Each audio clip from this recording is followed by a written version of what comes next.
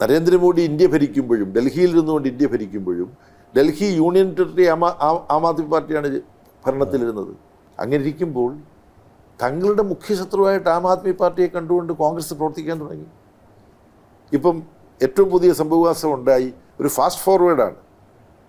ആം ആദ്മി പാർട്ടിയുടെ USP ultimate selling point, അവരുടെ ഒരു DNA ആയിട്ട് അവർ പറഞ്ഞത് അഴിമതി വിരുദ്ധതയാണ്. അങ്ങനെ ഇരിക്കുമ്പോൾ ആം ആദ്മി പാർട്ടി നേതൃത്വത്തിനെതിരായിട്ട് അഴിമതി ആരോപണം ഉന്നയിക്കുന്നത് ആദ്യം കോൺഗ്രസ്സാണ്. ആ ആരോപണങ്ങൾ, അഴിമതി ആരോപണങ്ങൾ അവർ കുറ്റവിമുക്തരാക്കപ്പെട്ടിരിക്കുകയാണ്. അവർ കുറ്റവിമുക്തരാക്കപ്പെട്ടെങ്കിലും അവർ അഴിമതിക്കാരാണ്, കുറ്റവാളികളാണ് എന്ന് ആദ്യം കോൺഗ്രസ് ഉന്നയിച്ച് BJPയും എൻഫോഴ്സ്മെൻറ്റ് ഡയറക്ടറേറ്റും ഏറ്റെടുത്ത് ഇവരെ കരിവാരിത്തേച്ച് അഴിമതിക്കാരാക്കി ദ്രോഹിച്ചതിൻ്റെ ഫലമായിട്ട് എന്തുണ്ടായി? ആം ആദ്മി പാർട്ടി ഭരണത്തിൽ നിന്ന് പോയി. കോൺഗ്രസ്സിന് വരാൻ പറ്റിയോ?